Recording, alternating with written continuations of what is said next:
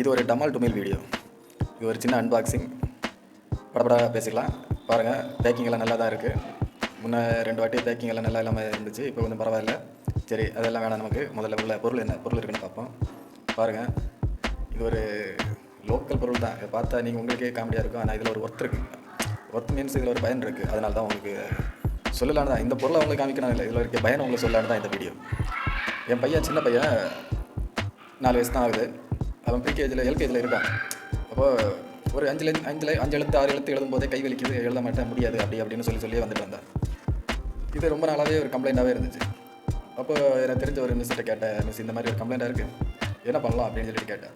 அவங்க கொடுத்த ஒரு என்ன சொல்கிறது, நல்ல best idea plus local idea இது. இந்த ஒரு மேஜிக் க்யூப்னு ஒன்று இருக்குது, கடையில் இருக்குது.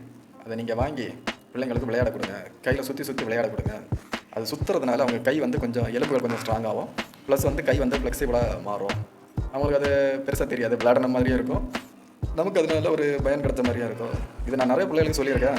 அதனால் அவங்களுக்கு நிறைய பெனிஃபிட் இருந்திருக்கு. இதனால் நீங்கள் வேணாலும் ட்ரை பண்ணி பாருங்கள் அப்படின்னா. நானும் ஒரு 2 மாதத்துக்கு முன்னாடி இதை வாங்கி ட்ரை பண்ணேன். ஓகே, பரவாயில்ல. ஒரு 20 நாளில் எல்லாம் நல்ல ரிசல்ட் தெரிஞ்சிச்சு. நான் டெய்லி காலையில் சாயங்காலம் இதை எடுத்து சும்மா சுற்றி தான் கொடுப்பேன். சுற்றி விளையாடு அப்படின்னு சொல்லிட்டு. நமக்கு கலர் கரெக்டாக வரணுங்கிறது முக்கியம் இல்லை. நம்ம என்ன இதுக்காக வாங்கினோமோ அதுதான் முக்கியம். நான் மட்டும் சுற்றி விளையாட கொடுப்பேன். அவன் டெய்லி காலையிலையும் சாயங்காலமும் 1/2 மணி நேரம் 1 மணி நேரம் சுற்றி பார்ப்பான். கலர் செட் ஆகாது, வச்சுட்டு போவான். பட் அதோட பெனிஃபிட்டு, இப்போ அவன் ஒரு பேஜ் ஃபுல்லாக எழுதுனா கூட கை வலிக்குதுன்னு சொல்கிறதே இல்லை. விளையாட்டு மாதிரி ஆச்சு.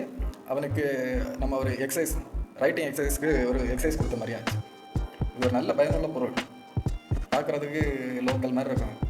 இதெல்லாம் ஜீனியஸ் தான் விளையாடணும் அப்படி இப்படின்னு எல்லாம் சொல்லுவான். ரொம்ப மூளை போட்டு கற்றுக்கணும். ஆனால் அதில் இப்படியும் ஒரு நன்மை இருக்குங்கிறது நான் அனுபவத்தில் தெரிஞ்சுக்கிட்டேன். நீங்களும் வேண்டி அனுபவித்து பாருங்கள். நல்லா இருந்ததுன்னா கமெண்ட் பண்ணுங்கள். பை.